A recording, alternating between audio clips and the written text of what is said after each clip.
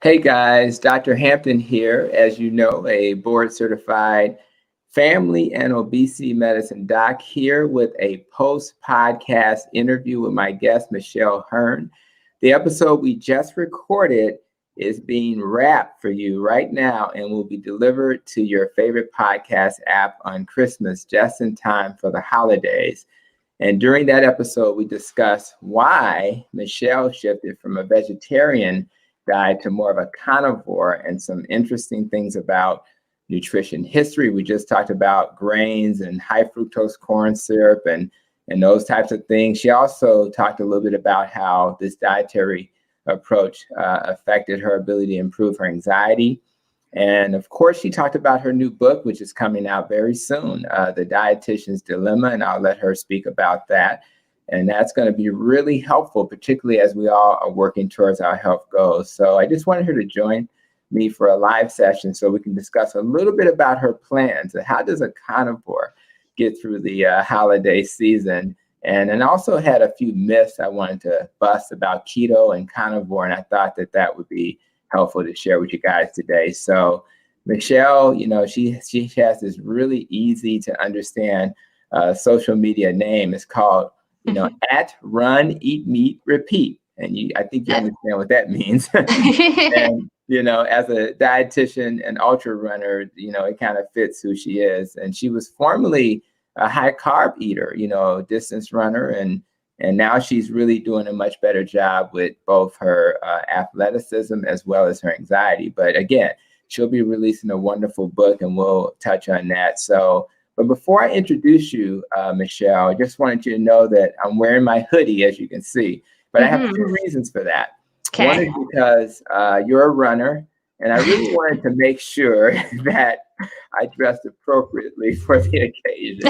So I'm wearing my hoodie so I can be an athlete, And nice. I love it. But the other is actually to honor, I know this past year has been crazy with social injustice. So I wanted to honor Trayvon Martin, who, as you know, wore a hoodie as well. And what made me think about that, I heard you talk to A-Day Fox, the Black carnivore, who was a previous guest, and she thanked you for supporting her when she raised some concerns around racism. So I just wanted to let you know I appreciate that as well for supporting her. So having said that, why don't you go ahead, Michelle, and share your background in nutrition and why you shifted from a vegetarian to a carnivore.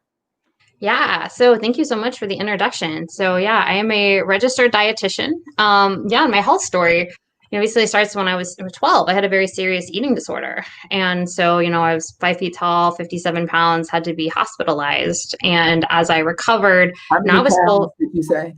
57. 57 pounds. 57. Wow. Yeah, I was actually given about a 10% chance to survive. So that was it was not good. I'm sure as a medical doctor, sometimes you see in the chart notes, like outcome grim. Right. That's where I was at for sure. And I was even, the doctor told my parents if I did survive, I might not grow anymore. I might not be able to be active, be normal basically. And so, recovering was kind of my first defying the odds. And I was told, as someone who was recovering from an eating disorder, you're just always going to have this anxiety and maybe these obsessive thoughts about food. Like this is your new norm. So I thought that's just how I'm going to be.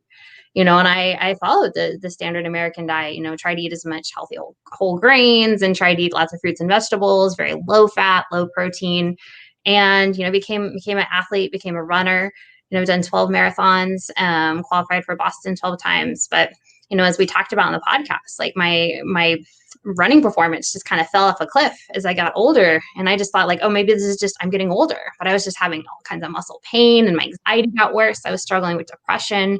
I was having trouble just getting through the day. And so, my entire life changed when I decided to okay, well, what do I do? What do I do if I can't run anymore? And, we shared on the podcast that my come to Jesus moment, I was having such severe muscle pain that I literally 2 a.m. It woke me up. I was having muscle spasms.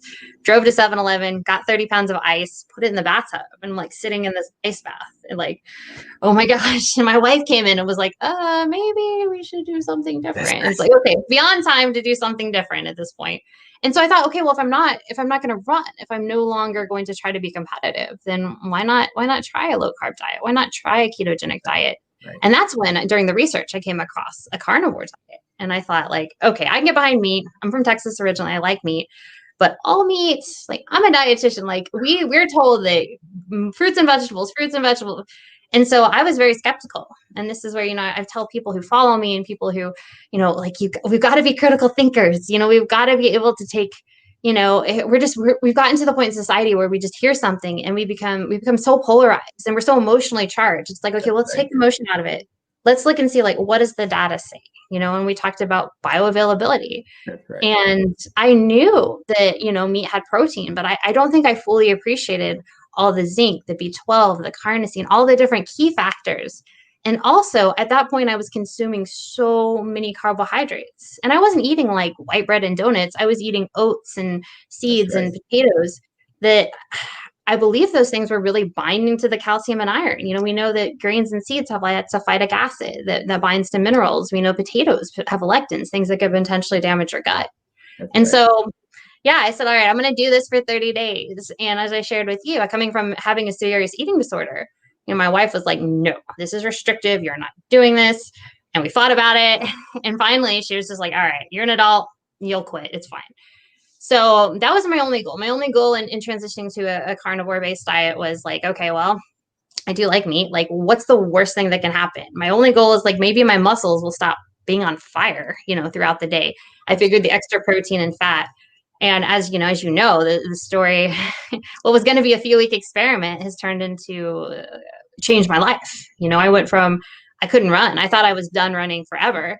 And November 7th, this past November, I won my first ultra marathon. I ran, it was a 6-hour race. I ran 44.63 miles. So that's an 8:04 pace for 6 hours. And and then but probably even the more incredible thing, like physically, I'm a stronger human. My body doesn't hurt. But 3 weeks into this carnivore experiment, my wife said, come sit with me. I want to talk to you. And she was like, okay, so I don't like this, or I'm not sure if I like this yet, but this is the best your anxiety has been in 11 years. Right. 11 years I've known you.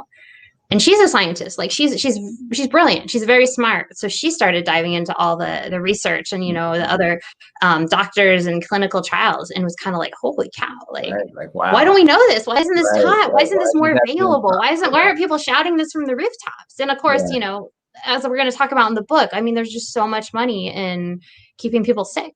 I can't heal you. If I heal you, you're gone as a customer. If I kill you, you're also gone. So it's kind of like, I kind of have to keep you in this perpetual. So. Yeah, I think this is awesome because, a lot of people are going to set their New Year's resolutions and they're going to get excited. And I think that you only took like 2 to 3 weeks before you saw this huge change. So a lot of people think it's going to be this, oh my God, it's going to take a while. Now you'll see change immediately, but the change that people don't think about, they're thinking about their waistline. But it's the change in terms of how I interact with my family. It's the change that, how am I going to, act at work? Am I going to have the energy to do the things that I need to do to achieve my goals in life, not just my health goals, but my goals as a whole, and live my purpose. So I just think that for anybody listening, as you think about your year coming forward, man, these changes can really impact not just you, but your entire community. So it's just good to hear your testimony. I'm really excited about it. A lot of people are not sure though. When you think about, what, keto is, what low carb is, what carnivore is. So if you could just on a high level, just give your thoughts on, what's the difference between those three types of eating plans? Yeah. I obviously carnivore, like a very strict carnivore diet is just meat and fat. So just animal protein, beef, lamb, animal ruminants, salt, and then animal fat. Right. And so I think this can actually be a really good place to start for a lot of people if you're really unhealthy, or if you're in pain. Your life is, I don't necessarily think this needs to be something you're going to do every day, all day for the rest of your life. Although I will say some people do it and they are happy and they're fine, right. But I actually did that for 30 days. I did have coffee too. I say that, Yeah. but I found incredible healing, because I think, unfortunately, we're coming to this way of eating, or we're interested in low carb diets. We've just been eating so much processed foods for so many years. Our system's really damaged. So yeah, carnivore is just purely meat, fat, salt.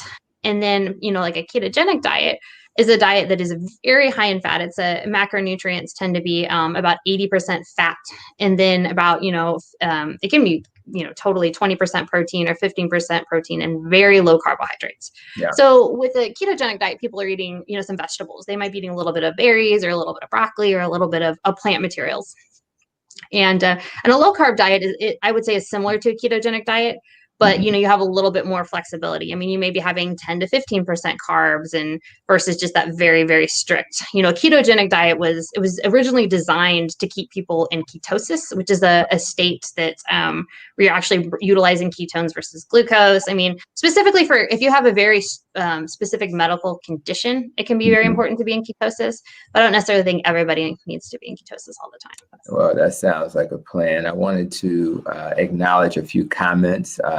We have a few thoughts. The first is from Miss Bowman saying, "Thank you for honoring Trayvon." Of course, we got to do that. You got to let him know, let his family know that we care, and that's something that we want to do. And then we have a few folks saying congratulations to you. Oh, so I want you to know that we got some folk out here who got another person saying congratulations. Thank you.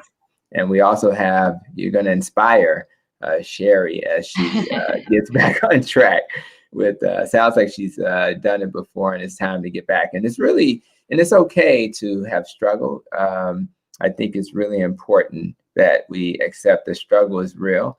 And we really need to make sure that that's all good. So I wanted to also ask you about the holidays, right? So the holidays are here, and everybody has their philosophy about how we should approach the holidays. So we have some of us who do really well, some who don't, some who have other addictive behavior. So what would be your general rule of thumb for people who are contemplating, do I do this low carb thing for the holidays, or do I cheat? What would be your recommendation based on your experience in nutrition? Yeah, I was thinking about this a lot earlier this morning, and I personally know I'm a creature of habit, and I think habit is really important. I mean, there's a great book called The Power of Habit, and it's specifically kind of the take-home message behind that book is, when we start habits, it's really hard. Think about the first time you learned how to drive. You're like 10 and 2, and now you just get in the car and go, right? But because your brain literally stops participating, like, the more you do it, and so I think it is really important to set yourself up, especially during the holidays. Like if you've just been starting a low carb diet, or you're kind of interested in getting to this, I think, unfortunately, especially if you're newer, if you're like, okay, well, Christmas, New Year's, whatever, I'm just going to kind of do whatever, I think that can really set you back. But that's not certainly to say that you can't enjoy the holidays. I was talking with my wife about this, and what we like to do is, I think people, unfortunately, we really celebrate all holidays, all good time. Well, maybe not even good times, bad times with sugar. It's like, you're sad, here's a cookie. It's your birthday, here's a cake. You won a prize, there's donuts at the finish line. In the doctor's lounge, there's cookies. Yeah. And you know what it does? It makes you, you do get that dopamine hit. Like, processed food companies, like, I mean, you can make so much money if you have no soul. Like, I mean, because it really does. You get that hit and you crash, and then you want more. And there's a whole bunch of neurochemistry things that happen as well. So as opposed to, I think it's kind of cool to like lead by example. Like, let's say you're going to just, at least now, I mean, normally you'd be going to a potluck or celebrating with all your family. But in this, during the current pandemic, you may just be either immediate family, or you're all masking, or whatever, social distancing. We like to bring something maybe special that we might not normally have. Like, okay, we're going to have a prime rib, or we're going to do something that stays within that, but it's kind of special. Or if you know that all your family is bringing potatoes and stuff, we'll bring something that we know we're going to eat, like deviled eggs. Then you can eat, the vegetable or something else. So you don't want to feel, you don't want to, at least in my experience, I think it's like, you don't want to feel like you're restricted. You want to still feel like you're celebrating. Right. And this year for my family, we said, okay, well, let's give, either carnivore or ketogenic gifts, like sausages, special cheeses, so kind of like make it fun and special. Because those foods are delicious. Yeah, but potentially maybe it doesn't light up that same dopamine response that you like. It kind of does. But I definitely think it, and then you stay on track, it's really curious how, if you decide like you're just having the worst day ever, you're like, oh, I'm just going to go eat cake. And man, for 5 minutes, it's just the best thing ever. But man, it's a pretty hard crash, you know? It can be. And I know that when I had Dr. Joan Iflin on, and she talked about processed food addictions, and she felt like for some people, if that's truly who you are, you may want to avoid it. So for those who are not sure, go back to the YouTube video with myself and Dr. Joan Iflin. Just search on YouTube, you'll find it. And if you go through the 11 criteria and you really do check a lot of those boxes, you may want to be more cautious. I'm fortunate in that I can cheat for Thanksgiving. I probably won't cheat this year, but for Thanksgiving, I did cheat and ate my mom's food and mac and cheese, potato salad, and dressing and cranberry sauce. So when you added it all up, it was 120 carbs. I did it for 2 days. On day 3, and I haven't eaten yet. It's already 1:50 Chicago time. And my friend here, where are you at again, Michelle? Oh, in Vancouver, Washington. So right outside of Portland, Oregon. Yeah. Right. So you're a couple hours different. So, but I haven't eaten yet. But when I did this thing for the holiday, I was starving like at 8 a.m. And I never get hungry at 8 a.m. So the carbs will definitely wreck your metabolic system, and you have to be careful with that. So I just wanted to get your feel for that. So tell me a little bit about you're a carnivore, but I think you sometimes will eat some veggies. So tell me, what's a typical day for you? Like, what's your plan for today, or what was it yesterday? Yeah, so I'm also an ultra distance runner. So during my, high mileage weeks, like before my race, I was getting about 80 to 85 miles of running a week. And then, also, that time working a relatively physical job. So I do include carbohydrates. When I first, like I said, when I first went carnivore, it was all in, but then we kept my running very low.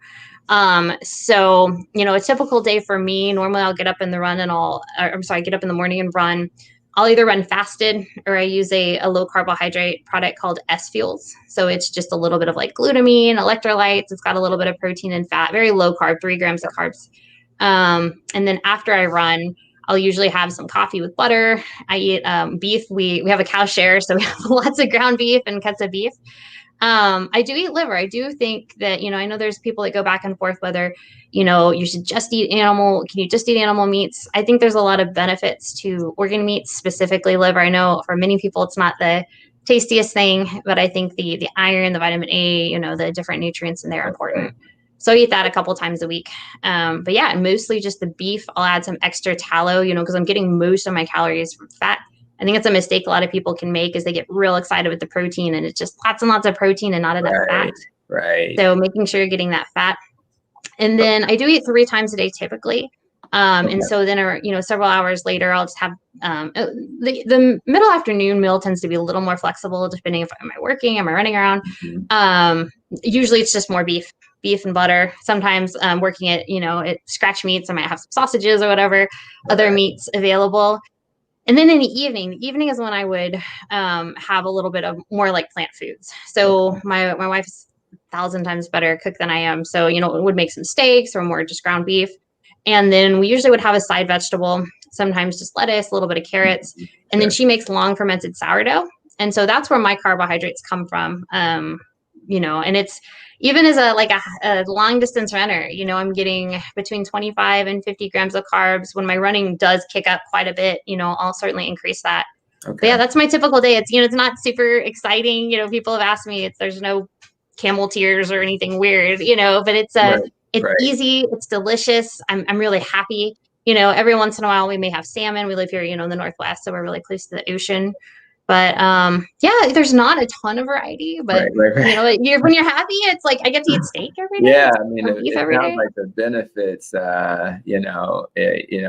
is greater. So I guess I'll do a shout out again. It looks like Ms. Bowman shared this with someone else. I think when I see a name there, she's sharing that we're active right now. Oh, And cool. so I wanted to say that. And I also wanted to show this. And I think if you could comment on that. I mean, Yeah. that hasn't been my experience, and it may depend on the person, but what would you say to Michelle about her concern about beef being difficult to digest?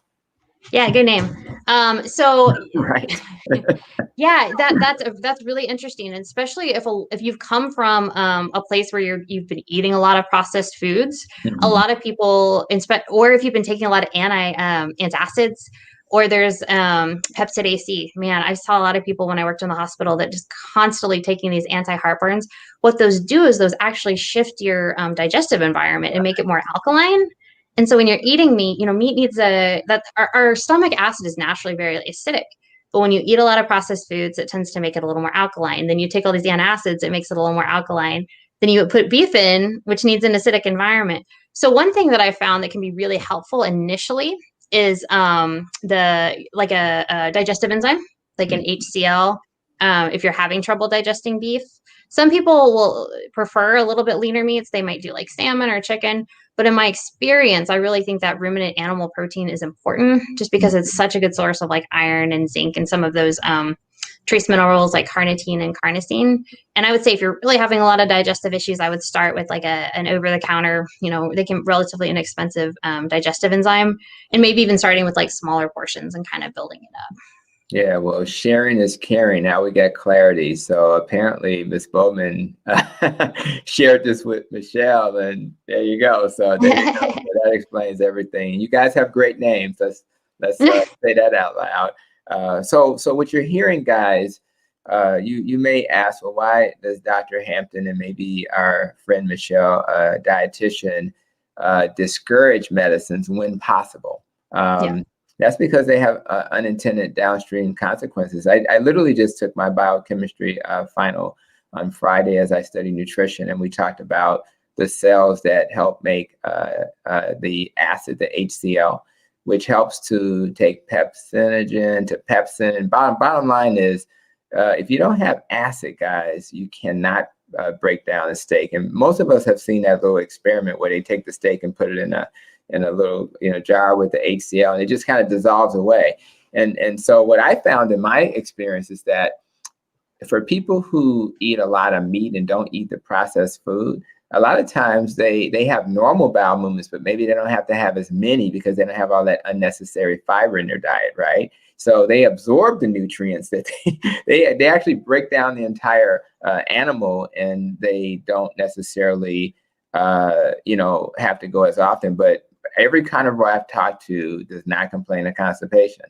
I just don't As long hear as you that. get enough fat, right? Exactly right. So exactly. So I think that it's a little bit of a myth. So again, I think that for Michelle, the Michelle that asked the question, you have to kind of make sure you eliminate the things that are not serving you first, and then you can go from there. So love that, love the question, and love your response to it. One thing I thought would be fun, Michelle, is I saw an article, and it was from shape.com. Oh, And so if anybody that wants to,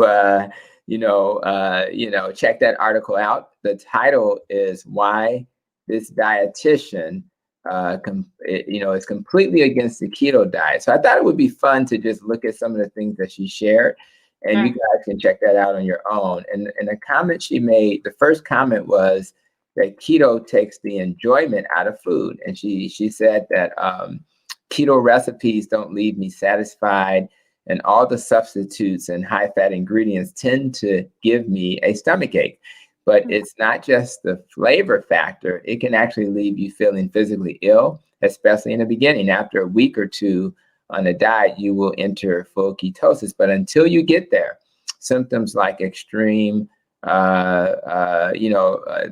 can be extreme, like fatigue and keto flu, things like that can occur. So I guess my question to you, Michelle, does keto or carnivore take the enjoyment out of eating the food we eat?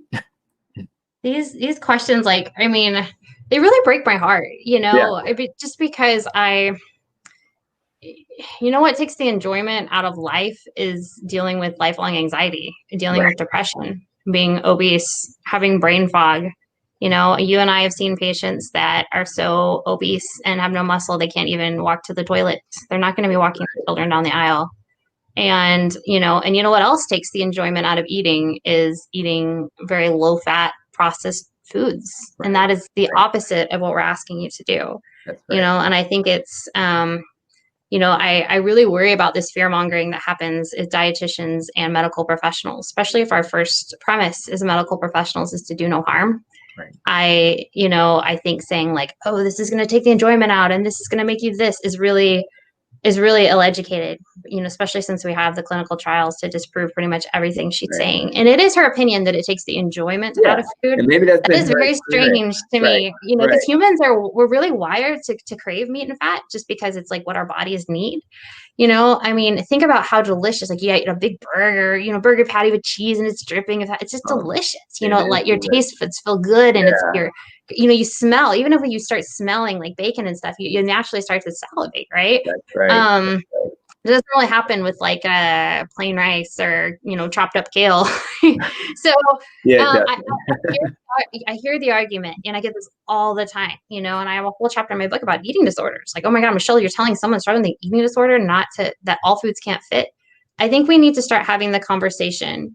Is this food? If it's potentially harming my body and brain, and I'm talking in this point, like specifically processed foods, like say chips and Oreos and whatever. That's right. Is this really food? So certainly to answer your question, I don't believe it's restrictive at all.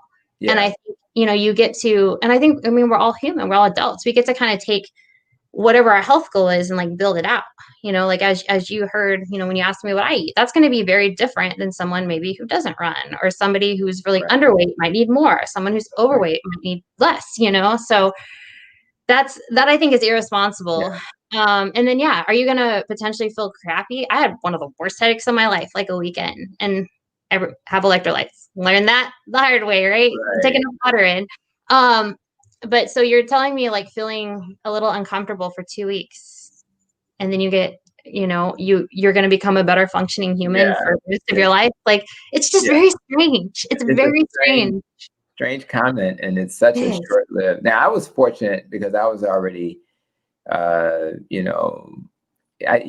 kind of do low carb, and then I do keto, but mostly keto. But when you're transitioning and when you're doing intermittent fasting, which is what I'm doing now, my transition was I didn't feel anything. Now, but as you've suggested, if you struggle for a week or two, what a small price to pay to have metabolic health and to be healthy and to get your mood back and all of those things that you benefit from. So even if that were true for some people, it's really a small price to pay. And but the thing that is kind of funny to me the most is I'll be eating steak for lunch, right? Mm-hmm. And it's delicious to me. I don't think that there's anything boring about a steak. I love steaks. I love ribs. I just don't put barbecue sauce on them. So I just don't. Yeah, it's hard for me to understand why somebody would think eating this way is actually not tasty or boring. I mean, it's I love eating these products, and I just think that to each their own. But I just want to. So let's go to comment number 2. It says it sets you up for failure. To maintain ketosis, you must continue to eat a very low carb diet. Leaves no room for flexibility. This can be tough for folks who need a cheat day, but it can also take a mental toll on the dieter, ironically, right? This can really make you feel bad about yourself and take a psychological toll on your well-being and self-worth. So, wow, what do you think about that, Michelle? Well, certainly, there's very few people that it's absolutely necessary that you're in ketosis all of the time. Right. Maybe if you have a severe brain tumor, you have a glioblastoma, you're recovering from quad equina spinal injury, or you have epilepsy.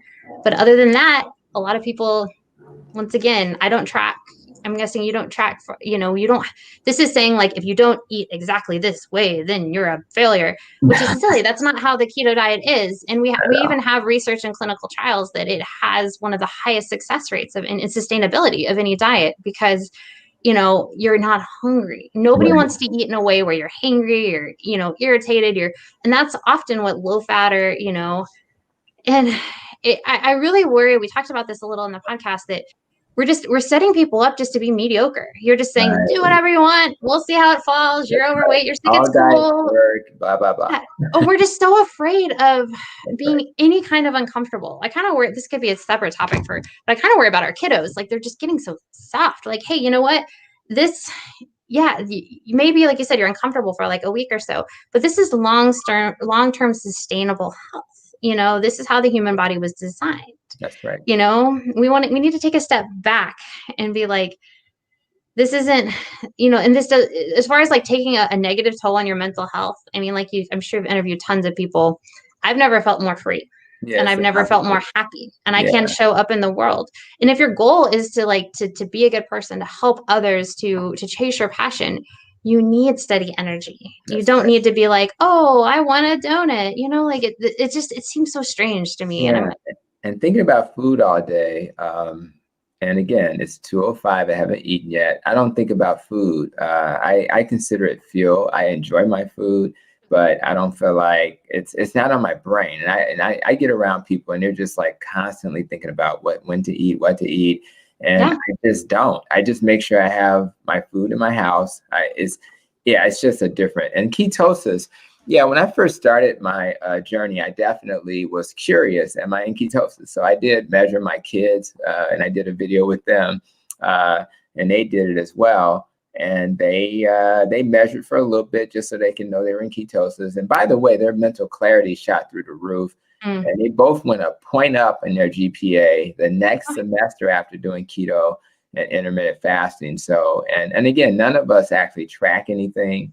I don't think they ever really tracked. They just wanted to see if they're in ketosis. So I do agree with you that the way that comment is framed is that, you have to be perfectly in ketosis. And unless you have, like you mentioned, those medical conditions like epilepsy, that's just not true. So let me go to comment number 3. It says, it makes cooking really difficult.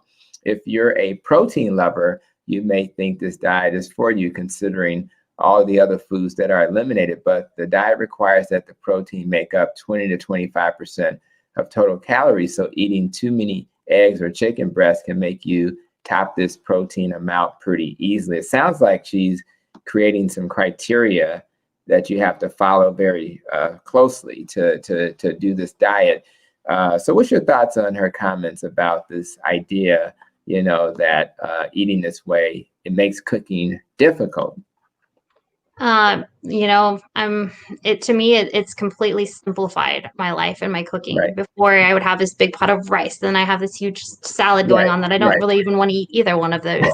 And as far as, protein, we have such amazing negative feedback mechanisms in our body to stop us from overeating protein. It is like, if you and I started and we're eating a steak, at some point your body's like, hey, we're good, and so it doesn't, it's a protein leverage there, right? And so and once again, unless you have one of those rare medical conditions, if you have some extra protein, I cite a trial in my book where eating more protein, even if people that got more calories than they needed per day, if it came from protein, they didn't gain any weight. The body does a good job of utilizing amino acids. I saw those studies. It's insane. You eat like way more calories, but because you ate primarily meat, you didn't gain more weight. It's insane. Exactly. So it's really important that the macronutrient that we target, you got carbs, protein, and fat. For some reason, well, we know the reason, but we don't want to go into too many details. The reality is the one that really messes you up is the carbs. You can eat a little bit more protein and fat. And I never really worry about overeating. In fact, my biggest struggle is to make sure I maintain my weight. Yeah, because when you eat this way, you just naturally burn fat as your fuel. And when you do that, you have to make sure you get enough food in so you don't burn too much. So, but the good thing about this also is that you tend to favor burning the fat, and you don't want to burn muscle because you need that, So when my friend here is doing her run and stuff, we want her to have muscle, so she'll be able to do her run effectively. So I really appreciate that. Ron just commented that he had been into sugar-free Jell-O and he bought the wrong stuff accidentally. And I want to mention his comments because when you're transitioning, we don't consider Jell-O a health food, but when you're transitioning, a sugar-free Jell-O is a great way to transition so that you can get some of the stuff you like into your diet while also not really affecting you negatively. I want to just allow his comments to be shared. We got Pete Thomas. He's actually a doctor too, by the way. Oh, nice. And we do. Danny Davis is a congressman in Illinois, and we do couch conversations with the doctors, and we have nice conversations about nutrition. We also have a vegan on the show, Dr. Terry Mason. So we of course go back and forth a little bit, but we have fun, and we're just trying to give people their dietary options. And so let me go to the next question, which is number 4 comment she makes is that, to say goodbye to eating all the low carb vegetables that you want because every gram of carb counts against you and it takes you out of ketosis. So if you don't measure and calculate exactly each food and ingredient, you won't be able to get into ketosis or maintain it. And who wants to be sitting around measuring and counting everything? Again, this diet really takes the enjoyment out of cooking and eating. So what's your thoughts on, not being able to eat low carb veggies and that, it takes the fun out of eating? Yeah, I mean, I agree with her that nobody wants to be sitting around measuring everything. I 1000% agree with that. I think most people don't enjoy that. I know some people are super data nerds and they like that. But, it's funny. I read something once that I totally agree with. It said, if most of us understood, that vegetables may not be beneficial to us, we would likely drop them. Most of the time we're eating vegetables because we think we need to, Right. I mean, I always said, like, if you went up to your grandpa and was like, hey, do you want, would you like beef stew or would you like a kale salad? Come on, like naturally, what are you going to want to do? So I've had zero trouble dropping vegetables. Like I said, I do eat some carrots. We do eat a little bit of lettuce. And guess what? You can't eat vegetables on keto. And maybe she's confused on what a ketogenic diet is. Right. Yeah, I think absolutely. And I think you're right. And yes, you can eat vegetables, obviously. And I think it's important that people understand that everybody's going to be different. So I know some people who do a low carb diet and they focus on 50 carbs. I know some people who go down to 20. Some people go carnivore. And what you have to do is do what's going to work for you and your metabolic health. So it doesn't have to be, one size fits all. And I think that she's taking things a little too far with those comments. And again, there's no rules about this. So I do want to throw this out real quick. There was, Tamara asked about the diet and the thyroid. And for me, as I think about this question, I think one of the Hashimoto's thyroiditis, which is kind of an autoimmune disease, is probably the most common cause of low thyroid function. But the way I think about it is this way. So, and you can comment on this too, Michelle. Sure. Probably the best diet for autoimmune disease is probably the carnivore diet, right? So I'm kind of going in reverse to answer this question. So if I'm given a diet that helps to reverse autoimmune disease, and the number one cause of thyroid dysfunction is an autoimmune disease, you can see how that'll probably be impactful. And then there's probably a lot of other metabolic things that are happening when you are eating this way that'll get because all these hormones work together. What we find is that when you eat the right dietary approach, things just kind of come together nicely. And most people find that things get better. Now, having said that, when you have autoimmune diseases, sometimes the destruction that occurred can be permanent, just like type 1 diabetes. So I'm not suggesting that if you eat a carnivore or keto diet, it's going to reverse, this condition. But what I'm saying is that you position your body to do really well. Most of my patients still take thyroid medicine who have those conditions. But what I found is that things are more stable for those patients. So I don't know if you have any thoughts about that. I just wanted to share those talking points. Yeah, no, I mean, I think you nailed it. When you take out things that are necessarily not going to be activating the immune system. And it's fascinating to me. I mean, this is something I certainly wasn't taught as a dietitian. And it's something that, as I lost my health and then I transitioned to, initially a carnivore diet. I was blown away by how many plant materials actually stimulate the immune system, can cause problems with thyroid, with hormones, with, your gastrointestinal lining. And so, yeah, I think a carnivore diet could potentially be, something that protects, your immune system. I've got to interview people on my channel that have had severe autoimmune issues, everything from severe joint pains, Lyme's disease, to other things that they actually did a lot of healing when they removed a lot of those things. And I think it's good to note that this is still really new. We don't have a whole lot of data per se. Right, I've had people ask me about hormones, and I know specifically for women, the number one thing you want to make sure you do too is eat enough, because this is so satiating. It's the way of eating is it can be easy to undereat. So I always make sure I'm getting enough fat and enough calories, enough protein. And then, certainly as you're transitioning, you potentially avoiding any, intense exercise. But to answering the question about the thyroid, I know a woman who had some severe thyroid issues and was eating a lot, plants, a lot of broccoli, a lot of those things that specifically are activated under Hashimoto's, that experienced a lot of healing when she actually removed all the plant foods. It's so counterintuitive, remove the plant foods and put in meat and fat. But yeah, it's been very effective, at least anecdotally. Right. And I'm sure that's the case. And my friend here asked the second question. I like that comment. Yeah. So your thoughts on how do you prepare your steaks? Oh, I'm super simple. We do cast iron usually, so it's seared on both sides. We do have an air fryer. My wife does bacon in the air fryer. Okay. We have a grill when it's nice outside. We'll certainly, grill some steaks, but I like my steaks medium. Okay. When I grew up, we used to just cook. It was black. So I'm definitely more now on the pinker side. That's cool. Yeah, I like the simplicity of doing things in a cast iron on a stovetop as well. But of course, throwing it in the oven. Either way, it's not hard to make. And even if you throw it in the oven, you just put it in there and walk away. It'll take care of itself. It's very simple. And then this question about a lot of people are thinking about COVID-19. In fact, just so you guys know, I'm going to probably do something related to the vaccinations and COVID-19 probably in January. Probably do a whole podcast.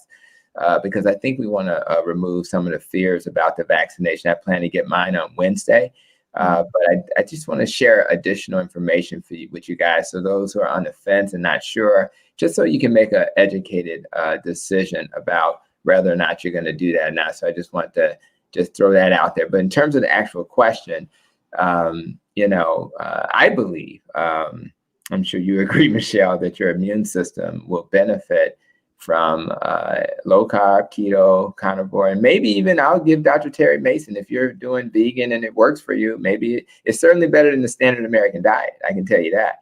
But my experience has been that, we use the term oxidative stress.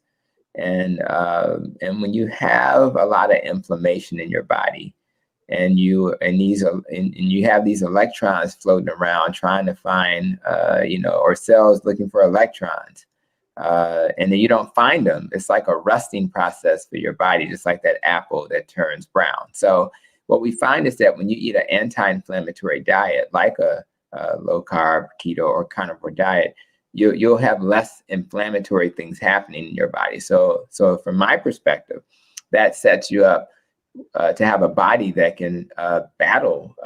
Even if you got COVID, you'll be more inclined to beat it because you're not overwhelmed, because you're living in an oxidative stress environment currently. And then you add COVID to it, which is going to cause more oxidative stress. It really just leads to, just imagine your body being an apple that's rusting away. It just sets you up for failure. So that's how I feel about this COVID question. I don't know if you've seen anything in your experience that deals with the immune system. Yeah, I have actually. I actually cite, I thought this was the perfect time with my book. I actually cite a couple of studies on COVID-19. I think One of the studies in particular showed patients coming into the ICU, and if they came into the ICU and their LDL cholesterol was higher, they actually had a significant better outcome. They had you actually had a less risk of mortality. That's crazy. Holy crap. Because what are we doing? And that's why I would give a little bit of pushback on the plant-based diet, because what do plant-based diets do? They're really high in fiber. They tend to bring down LDL. Because LDL, we always thought it's the bad cholesterol. Right. But what we're finding is LDL, and we cite tons of this in my book. People with higher LDL actually in the recovery. Why is that? LDL is actually binding to, it actually can be antiviral. It's like the bouncer at the club. COVID's coming in and it's like, yeah, get out of here. It can be very antiparasitic, antiviral, antibacterial. So it has some actually like immune functions in your body. And of course, like you said, if you're starting out like in a ketogenic or carnivore diet, you tend to be a lot less inflamed. Just starting less inflamed. Right. And if you're metabolically healthy, you're going to be way ahead of most of the population. That's why we're seeing studies come out with COVID-19 that if you have diabetes, you're at a higher risk, not only of getting COVID-19, but of having more complications. You're already in that inflamed, unhealthy metabolic state. So yeah, to answer your question, it's people with on a ketogenic diet, on a higher saturated fat diet, on a carnivore diet, they actually have they tend to have higher LDL. I just actually got my blood work done. I put it, I have it on Instagram. And my doctor, I really appreciated that. She sent me an email and said, hey, you know what? All your labs came back normal, except your LDL is high. But she said, but I'm not worried about that. We talked about it. And she even made a note to say, like, you look a lot happier than when I saw you 2 years ago, wow. Which is true. So, crazy. If you look back, and I don't want to get too much on a tangent, but the Framingham studies, they showed like, oh my gosh, LDL is high, cardiovascular disease is high. But what they didn't show was that if you're metabolically healthy and you had like, normal HDL, if you're metabolically healthy, having high LDL actually is very protective for you. Right. But since most people in our country are not metabolically healthy, they kind of put those two things together, right? So yeah, to answer that question, I mean, COVID-19 is obviously so new, and it's, causing, we have lots to learn, but I think we're going to find out in years to come. And we do already have that clinical trial, and I have that up on my Instagram as well. That people with the higher LDL actually had a better survival rate. So that's right. It's going to be fun as we continue to learn the data and the research, and my buddy Dr. Thomas said, I think that what's cool about your book is that you have, I think you said one of the chapters had 50 citations, right? So yeah. There's going to be a lot of data to support a lot of the things that we're talking about today and the things that you shared in your book.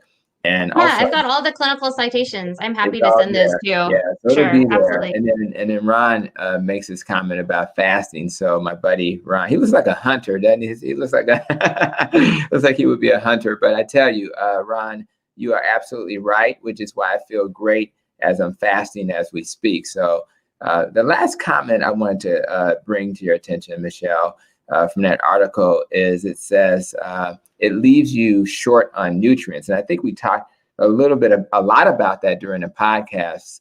And it says the reason you eat a balanced diet, I know you guys are trained to eat balanced diets as nutrition professionals, which includes fruit, veggies, dairy, protein, grains, legumes, nuts and seeds, is you have to eat that way because you need a variety of nutrients to be healthy. These food groups provide a ton of nutrients, including fiber. And I love that term, phytonutrients. And Amber O'Hearn would say, no, it's not a phytonutrient, it's a phytochemical. So every time I say phytonutrient, she taps my hand and says, no, it's not a nutrient. It's not a nutrient. And also you have to eat these things, the writer says, for antioxidants like vitamin A and C. Keto dieters are also known to have constipation. I know we touched on the fact that that's not true because of lack of fiber in their diet. So I think I want you to answer the question about nutrients not being consumed on this way of eating, and also this idea of constipation. Yeah, so that's really interesting. We talked about bioavailability earlier, and this dietitian is making the assumption that everything that we eat, I like to, the example that we talked about earlier, spinach. If spinach has 6 milligrams of iron per cup, if I eat the cup of spinach, my body is not able to utilize and absorb 6 milligrams. Right. Statistically, it's only able to absorb about 1.7% of it. So, and obviously there could be other issues with eating the spinach, including, oxalates. Spinach is very high in oxalates, if that's something you're sensitive to. So, we know that the most nutrient dense foods are animal foods. The carbohydrates are non-essential. We have essential amino acids, essential fatty acids. And ruminant animals, tend to have all of those, or many of the nutrients we need, including zinc, B12, a lot of the B vitamins, folate. And then, animal meats, liver. You can get all the nutrition you need in animal products. Like you don't need any of the plants. And unfortunately, the problem with plants, because then you could come back and say, okay, well, okay, cool. I could just eat a plant-based diet because I can get all the nutrition I need from plants. Maybe, and I'm sure your vegan doctor will argue this as well. Yeah. But unfortunately, when you eat plant, because it's not as bioavailable, your body doesn't absorb it as well. And plants also come with a lot of baggage. It's like a bad relationship. It also comes with the fact that it's got, anti-nutrients, things like phytic acid that can actually bind to calcium. So you're eating this, let's say you're eating oats and you're like, oh, this is great. I'm going to eat oats and drink my almond milk, get calcium. Well, the phytic acid in oats can bind to the calcium and your body can't absorb that as well either. So I think that's the issue that she's potentially missing, or the writer is missing, is saying like, oh, you need all these other things. Right. And, fiber, unfortunately, fiber, if you're eating the standard American diet, fiber could definitely be helpful. Right. You need it then. Right. Yeah, absolutely. Or you're going to be very constipated. But when you're eating meat and fat, you actually, your bowel movements tend to be very easy. Yeah. And that's another issue. Like, we could talk about diverticulitis and constipation. They're big problems in our society right now. And statistically, fiber isn't really helping that much. It might be helping people have bowel movements, but they tend to be painful. They tend to be hard. We dealt with constipation and, obstruction a lot in the hospital setting. But yeah, it's curious, you take away the fiber, but as long as you have enough fat, like you suggested earlier, carnivores tend to have very easy bowel movements. They're just not as frequent. Yeah, that's fair. Okay. Well, all of that makes sense. Those were the comments that, this great nutrition professional trying to do the right thing, but I think she needs to see the world through the lens that we see it through. And you can't ignore all the success stories that we're having. One person did ask about statins. Please talk about statin and familiar hypercholesterolemia. I am, low carb, but wait a minute.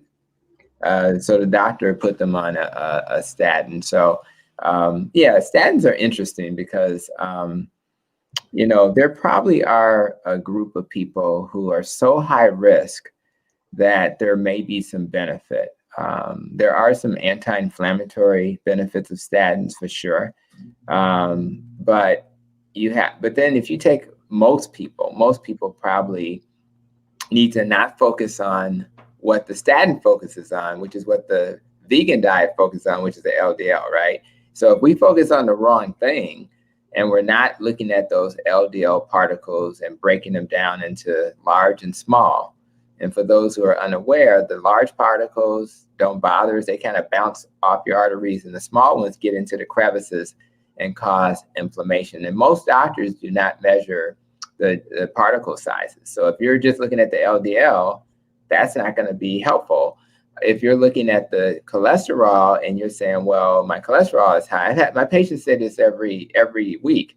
My cholesterol is high. Well, let's look at the cholesterol. Your cholesterol is not just your bad cholesterol, it's the good too. So that total number does not really reflect your ratio. So the things that you would ask your doctor to do is to look at the total cholesterol divided by the HDL, the triglycerides divided by the HDL, and I think the LDL divided by the HDL. But you want to look at ratios, and then you want to look at inflammation. That's a better predictor. And I would ask anybody, including this gentleman that's asking the question, I would get a coronary artery calcium score. And if you have a really good number and you don't have a lot of calcium deposits around your arteries, you may not be at risk at all. You may be doing the right thing right now. So I would look at that, inflammatory markers that your doctor can measure as well. And I think that's the approach I would take. Most people probably shouldn't have to take statins. I certainly want you to talk to your doctor about that, but I want you to understand that if you're not in a high risk category, most people don't have to take them. So that's just, and then there's other unintended consequences of statins that it's almost mind-boggling. I think the number needed to treat is 110, meaning, and you want your number needed to treat. In other words, the number of people who take the medicine who actually benefit from it, right? You want it to be 1 out of 10. Well, for statins, it's 1 out of 110. So I have to give 110 people this medication to get one person to benefit. Oh, by the way, it increases my risk for diabetes by 68%. So what are we choosing here? We have to think about what we're choosing. So anyway, I don't know if you have any other thoughts. I just wanted to give him some feedback. Yeah, I mean, certainly that's a little out of my realm of experience. I'm not an MD, but I can tell you that working in acute care, I oversaw the rehab unit, meaning people coming in for been in traumatic accidents, major burns, strokes. And I noticed a frightening trend. A lot of people who had strokes, one person younger than I am, I'm 37, had been put on a statin for LDL cholesterol. And I'm not saying that's the only thing. I'm not saying it always causes a stroke. Right. I'm just saying that's something that I observed was a trend. It's a risk factor. And I just want to say to my friend who gave a follow-up comment, the side effects are real, the muscle aches and the other things that we're talking about. But I think you just want to, have a conversation. I think if you search, Diet Doctor and statins, I bet you they have some great articles, and I would present that to them. What I would do, and you want to do this with respect. First of all, your doctor follows guidelines.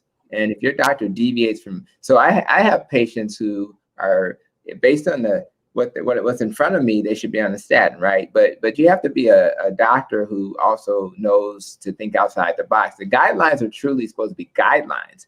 So I think what you may want to do as well is to first understand that your clinician is trained to follow guidelines, and the guidelines say put you on the statin. Number two, another resource you may want to give them is Dr. Eric Westman. And he made a great video called Doctors Listen Up. And in that video, you go to YouTube, you'll see it. And I would actually say, hey, doc, I just saw this great video. And it talks about how we shouldn't be so worried about the cholesterol. And it has supporting documentation to support that. So go to that video, let Dr. Eric Westman guide you a little bit with that. He's at Duke.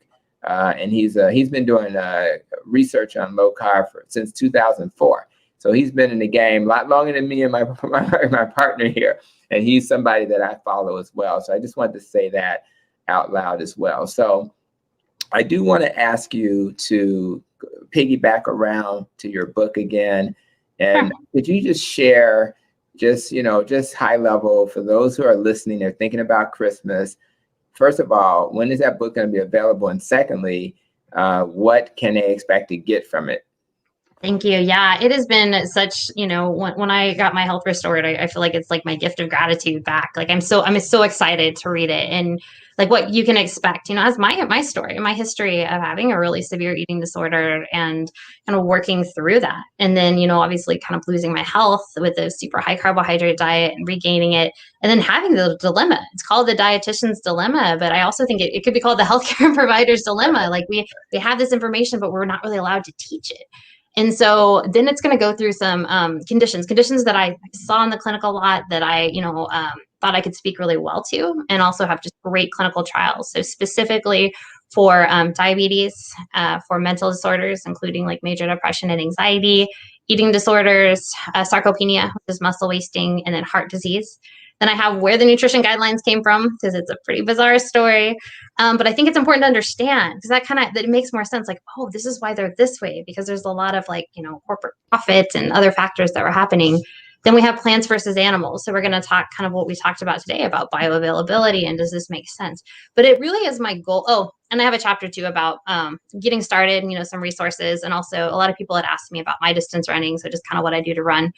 I want to get the conversation going. I want to ask questions, and I wanted it to be a really easy to understand resource, because someone who knows nothing about nutrition, I wanted you to be able to hand it to them and be like, hey, because there are some really great books out there that they're really technical. And yeah, I definitely have some data and I have studies cited, but I wanted people just to be like, oh, okay, just to start to get awareness. Because some people might be like, yeah, I'm ready to change. Let's go. And some people might be just like, I don't know. Or maybe they're like, oh, keto is bad, like this dietitian, right? So just getting some more information, just getting people thinking. And then, I have lots of great doctors, health coaches, people that are ready to kind of like help you if you want some accountability. Right. And the goal is that pre-order will hopefully be up on my website, thedietitians.net, by the end of this week. And then it will be ready to buy January 31st. So it should be released. It's it's funny, when I first started the book over a year ago, I was like, it's going to be summer, but it's amazing. If you've ever written a book, you've written a book. So how the editing and the process, you think you're like, I've got this great thing. And then you have a few people read it. Like, they have like 3 different types of edits, maybe even more. I'm like, what is that? So there's a point when you're like, the comment box is closed. Right. Like, I'm ready to get this out there, get this information out there. But and I mean, I hope people like it. I hope it gets the conversation going. But more than anything, I just, like I said, it was my gift of gratitude. It's hard to, I just couldn't keep seeing this misinformation. So if I can contribute and if I can just get, and hopefully, this has been a hell of a year for everybody. So getting some exciting, getting some motivation, like, wow, this person, me, like she couldn't run at all. She was struggling. She had severe anxiety, and she was able to shift her life in a relatively short period of time. Give people hope, give people courage, give people easy to follow steps. And so that's what I'm hoping. And it's just a different voice, a voice from a dietitian, someone who's seen it, who's been there. And so that's what I hope. Well, that's it. And I guess the last comment I'll show is, it's kind of funny. It's funny, That's awesome. Yeah, my dog too. She's so spoiled. That's crazy. And I'll be honest, I've had a similar experience. I'm looking at your complexion. It looks like it's doing pretty good. But I never thought about the pets, I mean, who'd have known, right? So, and I'm trying to, and when you're trying to, I'm 52, when you're trying to reverse aging a little bit, when you eat the right foods, it's great for your skin, it's great for your energy. I mean, there's other things you need to do, sleep, rest, and stress reduction, and all that stuff we talk about with the nest and rope. But I'm gonna tell you something, if you care about your skin, it's not what you put on your skin, it's what you put in your mouth. And if you eat the right food, it'll change your life. And speaking of that, I was just realizing that one of the people I'm going to have on the podcast coming up is a doctor I met at the American Diabetes Association. We actually had a booth together, believe it or not. And she was a functional medicine doctor, but she does more skin work. Her name is Dr. Shayna Peter. And I'm going to have her on the podcast probably in the next few weeks. And she wrote a book about acne. And so it really speaks to, and I'm sure she's going to say all the stuff we're saying. And it'll be interesting to hear how she messages that. So, but having said that, let's do it one more time. So you have your website, which hopefully will be up by Friday. Say that one more time. Yeah. So the website is up, thedietitiansdilemma.net. So it's up already. It's ready to go. Right now, if you go and you're like, oh, the book, hopefully we will have a pre-order link to the book by the end of next week. Okay, gotcha. Yeah, that's what we're waiting for. The website is good to go. Cool. Gotcha. And if you just want to learn more about me, if you do go to the website, I do have my intro, just a 1-page you can read that'll talks more about the book. So the dietitiansdilemma.net. And then my Instagram. Yeah, not .com, so .net. Right. But yeah, for some reason that was weird. It was really expensive to do .com. And then my Instagram is just run, eat, meet, repeat, because I'm a long distance runner and that's what I do. And then I do have my own YouTube. So where I interview, people. I had you on, Dr. Hampton. So the Dietitian's Dilemma on YouTube. And I do post on Twitter. I always say I don't engage. So it's harder to get a hold of me. I just occasionally post on there, Michelle Hurn RD. But yeah, if you want to get in touch with me, the best way is Instagram, run, eat, meet, repeat, or just shoot me an email on my website at thedietitiansdilemma.net. I love it. I love this conversation we just had. And the last thing I'll share, one more, it's funny to me that the dandruff and the breath got better. And so just when you thought people were about that keto breath thing, it does the opposite. So that's really good news. So thank you again, Michelle, for spending really a couple of hours with me today. And, it's a lot of time, but I think the messages that you're sharing are powerful. And I enjoyed every single minute. I thank everybody who was live with us today on a Sunday. The sun's shining where I'm at. So I'm actually going to go stand on my balcony and do it. get some vitamin D. And I just want to, and by the way, vitamin D is probably one of the best things you can do for COVID. So make sure everybody's getting some sunlight. And also another thing I want to share that is helpful that you can, I'm going to try to show it if I can. You see this is my light. This is my depression light. Oh, nice.